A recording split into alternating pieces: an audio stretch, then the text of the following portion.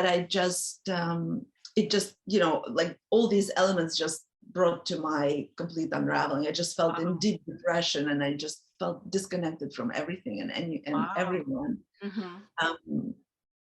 So yeah, so for me, you know, that the finding my voice almost came as a survival mechanism, you know.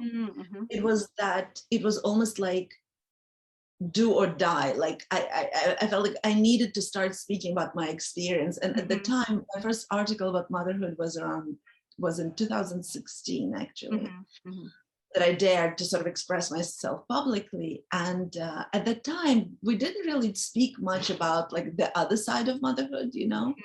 Everybody always spoke about what a bliss it is and how wonderful, and it is all that, but that's nothing new. Yeah. What I was interested in talking about is how,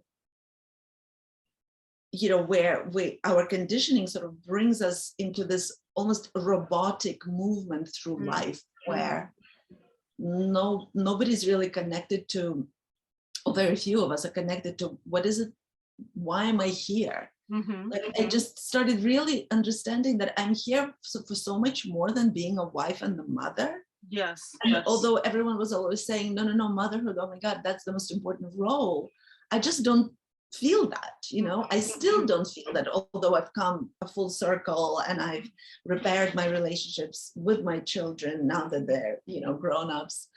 And I've actually come to softness and understanding that my motherhood was one of the milestones on my path which got me to where I am today. Yeah. I still feel that, and that's where my redefining what it means to be a woman in 21st century comes in. I just feel like we can no longer hide as women behind child rearing and how beautiful and wonderful it is. Yeah. Because yes, it's one of our superpowers for sure.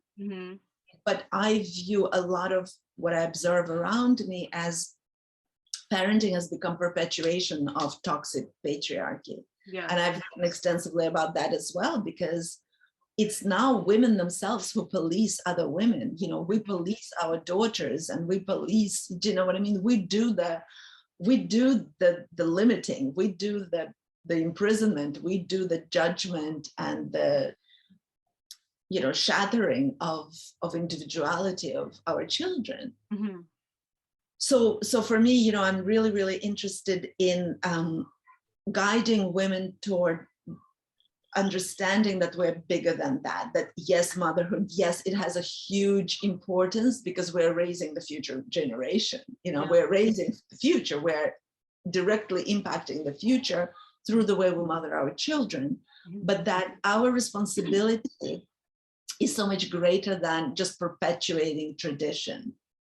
And, you know, that kind of heteronormative, you know, kind of just that black, white, right, wrong, very polarized thinking. And we're just repeating what was done to us, which is a kind of a normal way we do it, but it didn't work for us. Like the way we were parented didn't work for us. Why are we perpetuating that kind of parenting?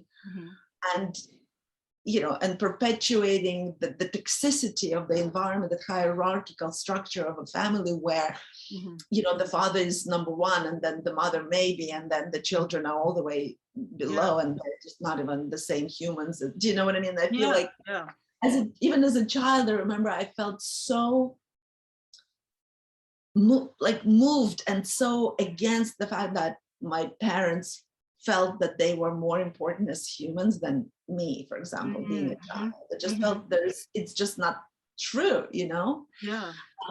So yeah, so this is a lot of what I'm writing about and a lot of what I'm speaking about, because I feel that women absolutely must, number one, free ourselves, understand who we are, break out of that conditioning that has stifled us, that has disconnected us from our life force, that has disconnected us from our source of power and even capacity to love, because we're also wounded. We're just boarded up and armored up. Exactly. And then that's also connected to like sexuality, which has a huge part of it that I had to rediscover as well. Absolutely.